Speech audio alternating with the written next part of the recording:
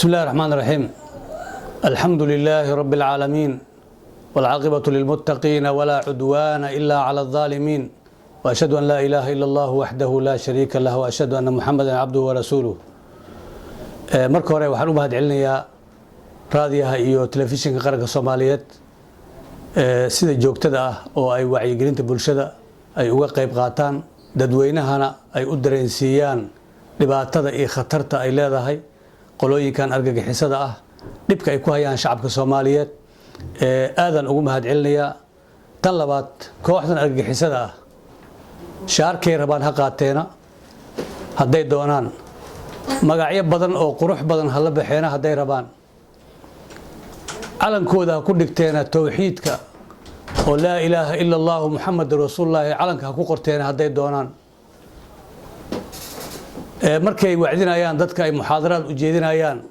wacdi aad yani saameyn u leh oo qulubta dadka wax magaratada soo jiidaba u sheegeen magacooda khawaarij waaye. waxa qurux badan marka awalan dadka Soomaaliyeed inay fahmaan khawaarij markaas yani waxyeeladooda iyo khatartooda ayaa looga digi karaa, laakiin haddaysan ba fahansaneen wax khawaarij la yiraahdo marka waa inay fahmi guud ay ka haystaan khawaarijta waxay tahay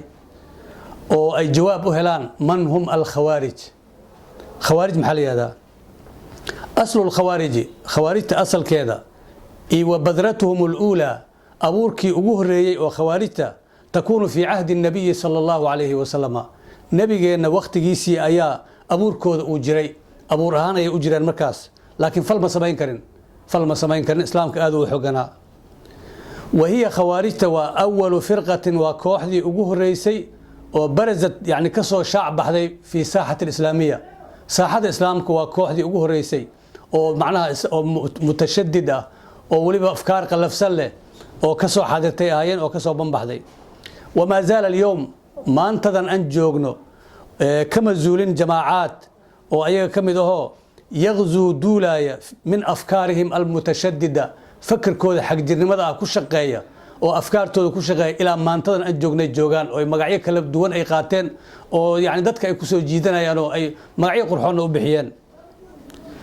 fa kullu man kharaja marka qof kasta qofkii ku baxa ala al-imam al-haq imam ama madaxweyne xaq ah oo la doortay qofkii hub u qaato hub ula soo baxa oo bixitaanka la sheegay khawaarijta waxay ka timid hub la soo bixid. hubkana waxay ula baxeen waa dadka madaxda ah dadka xukaamta oo muslimiinta ee bilaadul islaam xukumaya ay hub u qaadanayaan. marka fa kullu man kharaja qof alla qofkii hub ula soo baxa ala al-imam al-haq madaxweyne la doortay oo xaq ah alladhi ittafaqat alayhi jamaa'atu al-muslimin muslimiinta jamaacadooda ay ku heshiiyeen oo ay madax ka dhigteen qof alla qofkii hub u qaata oo amasi ala a'immati al-muslimin muslimiinta madaxdooda qofkii hub u qaato kala hor yimaado yusama kharijiyan kaasa lagu magacaabo khawaarij. asalka khawaarij meeshu ka waa kaasa wax alla wixii dawlad sharci oo la doortay hub u qaata ee duurka gala hawdka gala dadka baabi'iya dawladda la dagaalama dawlad dad muslimiin ay soo doorteen kaasa khaariji la yiraahdaa khawaarij waay. wax magacaas loogu bixiyo waa imaamka ay ku soo baxeen oo hub u qaateen waay sababteed wax kale ma aha. sawaa'un kanat al-khuruj bixitaankaasi ha noqdo fi ahdi as-sahabati asxaabti xilligeedii ha noqdo hadday doonto oo amase ala a'immati al-muslimiin muslimiinta madaxdooda fi kulli zamanin wa kan waqti walba email walba goob walba ha joogaane yani mar alla markii sifadaas laga hela khawaarij ay noqonayaan. marka ee khawaarijta wax magac kale meel kale u socdo ma aha. waxyaabo ay ka midaysan jira marka yattafiquna waxay ku midaysan yihiin dhamaantoodba kuwii zamankii saxaabadii joogay iyo kuwa maanta jooga waxay ku midaysan yihiin ala takfiir al-hakim wal-ra'iya madaxweynaha inay gaalaysiiyaan dawladdiisa ay gaalaysiiyaan shacabkina ay yiraahdaan waa gaalo murtadiin waay في آن واحد اسكو مري قال كدغايان او وحيل مدحوينين waa gaal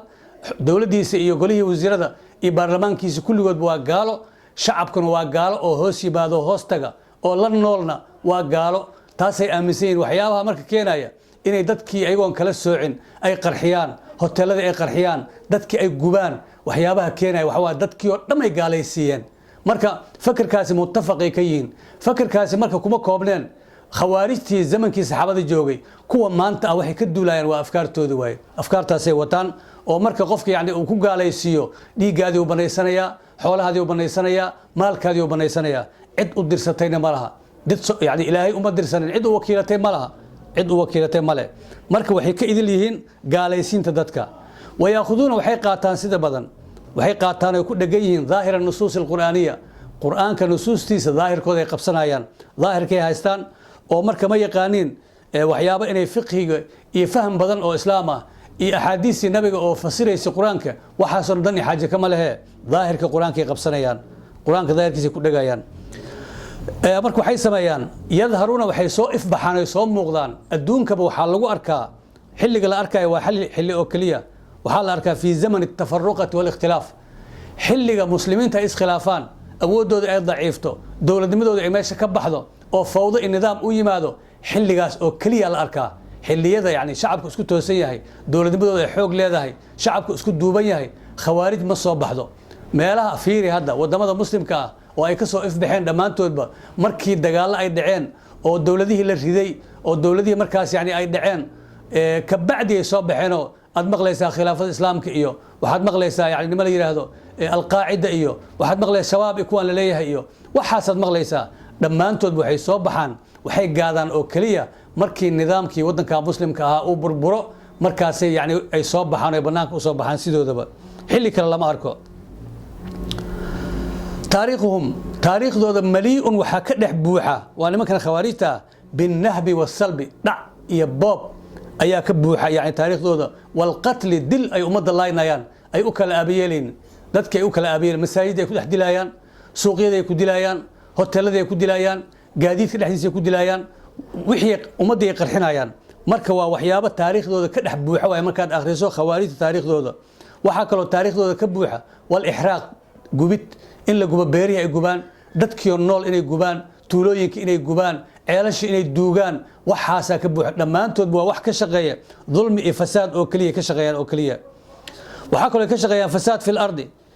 weliba dhaqankooda waxaa ka mid ah kuwii waagii asxaabta joogay iyo kuwa maanta joogaba waxaa ka mid ah cadam shafaqa waraxma naxariis la'aan wax naxariisa oo ay leeyihiin ma laha oo ay u galayaan cala alxayi waljaamid noole ima noolaba naxariis uma galaan dabeecadaha noocaas ah diinteenna islaamka ah oo nabadgelyada ku dhisan haba yaraatee meel ay raad ku leedahay ma laha waxaad ogtihiin rasuulkeena sala allahu calayhi wasalam ilaahay wuxuu yidhi wamaa arsalnaaka nebiyow laguma dirin adduunka laguma dirin wax kale ilaa raxmatan lilcaalamiin naxariis dunida loo soo diray ayaa tahay bal ilaah idinkugu dhaaray dadka maanta sheeganaya diinta oo dhahay mujaahidiin ayaan nahay bal intay diinta ilaahay kaga qoran tahay nabigii ilaahay wuxuu leeyahay waxaa tahay naxariis loo soo diray dunida yani ideelkeed dhammaanteed loo soo diray kii gaala iyo kii muslima iyo yani xataa xayawaanaadkii naxariis loo soo diray u ahaa marka waxyaabaha ay samaynayaan oo qaraxa iyo dilka iyo dhaca ah haba yaraatee diinta islaamka meel raad ah oo ay ka soo galaysa ma laha waa waxyaabaha ay ku caanbaxeen qolooyinkan yani khawaarijta ah waxaa ka mid a marka waxyaabaha yuxaawiluun waxay isku dayaan sidoodaba an yufriduu inay ku farad yeelaan ay ku qasbaan afkaarahum afkaartooda almunxarifa ee macnaha tashadudka iyo xagjirnimada ku dhisan ayaa waxay rabaan inay ku qasbiyaan bilmuslimiin dadka muslimiinta ah waxay muslimiinta u laaynayaan fakirkeenna qaata waaye fakirka annaga aan leenahay xagjirnimada ah kaas qaata waxay ku fardinayaan marka dadkii ay isku dayayaan inay ku qasbaan afkaartan yani qalloocan ee qaldan oo ay haystaan ayay ku qasbayaan muslimiinta kaannahum waxaad moodaaba yuxadiduuna inay xadidayaan alcibaadata cibaadadii ilaahay ayaa waxaad moodaaba inay xadidayaan caqligooda ay rabaan inay cibaado ka dhigaan ayaga marka dhaqankooda xunoo qallafsana waxay rabaan inay yani islaamkii micyaar uga dhigaan micyaar oo islaamka uu leeyahay ka dhigaan waxaasoo dhan waa wax macnaha ee khaldan oo aan suuragelaynin waayo laysa cindahum fiqhun camiiq fiqhi aad u ballaaran ma laha oo diinta xaggeeda ma laha wa fii siirati nabiy nabigeenna sala allahu calayhi wasalam siiradiisii iyo asxaabta siiradoodii iyo weliba yani wasaxaabati walfuqahaa wax ay ka yaqaaniin ma laha aqoon uma laha aqoon fiqhi oo camiiq ah oo xeel dheer ma laha nimankani oo khawaarijta ah kuwii hore iyo kuwa maanta joogaba sababtan waxaa keentay listimraarihim waxay had iyo jeer ku dhex jiraan waxay ku dhex jiraan fi siraaci daami dagaal oo dhiig ku daata dhiigay gacmaha kula jiraan dagaal ay ku dhex jiraan oo ayaga dagaal ma ogay wax kale uma samaysna goormay wax baranayaan horta goormay wax baranayaan dagaal bay ku dhex jiraanba marka taasaa waxay keentay fiqhi badan ma laha qur-aankii yani xoogaa ayagoo aan qur-aankii iyo luqadii carabigeed waxba ka aqoonin ayaa qur-aankii marxihiisii wax looga sheegay waxyaabihii ayaga anfacaya oo daahirkooda ka anfacaya kaasay soo qaateen mundu nushuu'ihi markay yani aas-aasmayeen ilaa waqtigan la joogo dad yani wax bartayba ma aha marka fiqhi fiican uma laha diinta islaamka waxaa kaloo ku mashquulsanayeen الخروج بالسلاح إن هب لوقاته على أئمة المسلمين مسلمين تأيمدودا إن هب لوقاته أيكم مشغول سنايا دين تلاهي مرك أنت ساكن مشغول سوي برتامبا وضد كوالية كواليدا دد كواي دد كمسلمين تأولي بقى يا الله صدري يأدوا إن الجورعان والدلان واحد إن كما شغيان إلهي سبحانه وتعالى وحليه سو كهلا يكون نوعنا صفات كذا كهلا ومن الناس دتك وحاكم ذا من يعجبك قف وكعجب قلنا يا نبيو وأدات ورد عيسو قوله وهذا الكيس في الحياة الدنيا مركو هذا بلاغديسا فصاحديسا مركات فيرسو سيدو قلوبته دتك تأثير لها مركات أركتو دتك عجب قلنا يا كمذا دتك أو منافقين خوارجة يا كمذا وإذا تولى مركي كاتجانا دتك وعدنا يا أمده محاضرات كجيدنا يا قروح بدن سعى في الأرض الفساد وحن فساد ينكشغي ما الأرض يفسادريا ويهلك الحرث بيريه أيو جبيا بيريه وجبيا حوله وجبيا دتك وجبيا تولويك وجبيا وحن فساد ينكشغي ما إلهي بانوش يجي والنسل فرعي حولها ilmaha iyo caruurta iyo dadka wax nool iyo wax dhintay waxay dhaafaya malaha wallahu ilaahi la yuhibbu maj'al al-fasada ilaahina fasad maj'ala marka waxa la rabaa dadka shacabka muslimiinta ee dhibaatada ku ee Soomaaliyeed oo dhibka ay ku hayaan qolooyinkan khawaarijta waxa la rabaa inay iska dhiciyaan inay dagaalamaan ayaa waajib ah inay ku jihaadka ay sheeganayaan waa been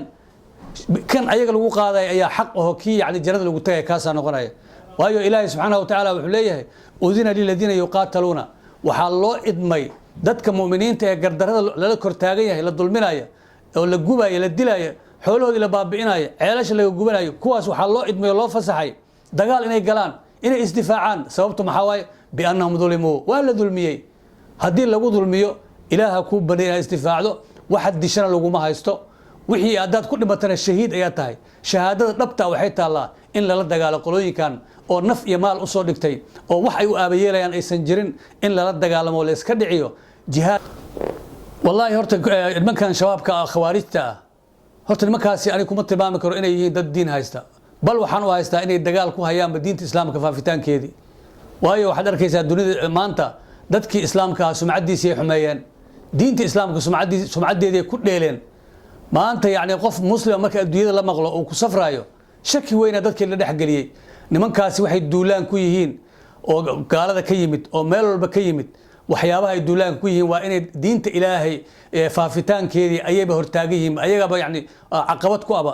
dadkii muslimiinta sumcaday ka dileen marka yani dadkaasi waa dad aan diin shaqo ku lahayn waa niman yani fasaad fil ardi oo kaliya ka shaqeeya dana shisheeya macnaha ay adeegsadaan oo kaliya xaqiiqatan waxay u adeegaan waxa is leedahay in ay soo adeegsadeen dana shisheeye ah ay fulinayaan taasa marka yani ayaad moodaysaa oo la rabo diinta islaamka in lagu lugooyo fiditaankeeda in lagu hor istaago in haddana faafitaankeeda laga hor joogsado in dadkii yani islaamka ah diintii faafaysay oo hadda yani wadamada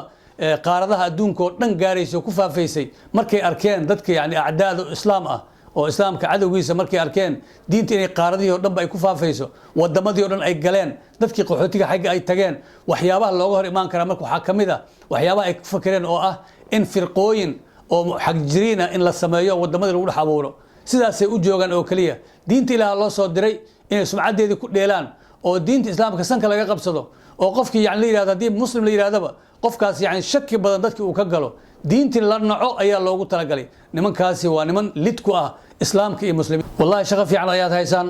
shaqo oo macnaha oo khayri ah way waxad wadaan shaqooyinka wanaagsan ee isku saacida ilaahay subhanahu wa ta'ala wuxuu leeyahay wa ta'awanu 'ala al-birri wat-taqwa waxyaabaha khayrka iyo wanaaga isku kaalmeeya wala ta'awanu 'ala al-ithmi wal-'udwan colaad iyo dambiga isku kaalmeynina waxyaabaha ay gacan siinayaan isku kaashadeen dadkaasi waa waxyaabo xaq ah diinteena ay fartay waaye in la iska dhiciyo shabaabka waa shay xaq ah ilaahay baana amray in la iska dhiciyo qof kasto dhaalim ah oo maalkaaga ku xadgudbo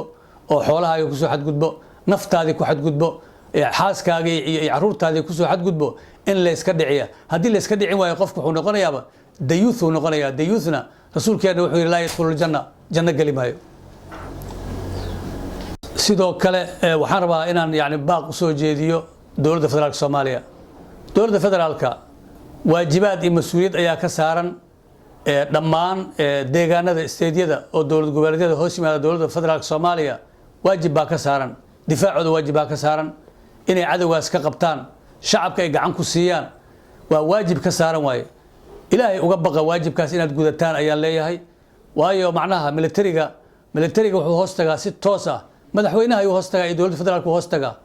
difaac markii uu yimaadana ila stateka shaqadiis waxay ku kooban tahay booliiska iyo amniga gudaha ayay ku kooban tahay oo kaliya ama hadday noqoto difaac iyo cadow dibadda ka yimid iyo cadow noocaas oo kale ah dagaalkeeda wax laga rabo oo ay waajib ku tahay waa dowladda federaalka ah iyo stateko isgarabsanaya waxaa la rabaa marka sidoo kale madaxda dowlad goboleedka Hirshabelle waxaan u soo jeedinayaa ayagu inay xoog iyo focus ka saaraan wax alla wixii dhaqaale heli karaan dunida ay u qaylo dhaamiyaan wixii ay yani heli karaan oo shacabkaas lagu taageeri karo inay ku taageeraan ayaa u soo jeedinayaa dowladda federaalka Soomaaliya iyo yani steedyada oo dhanba dhamaantood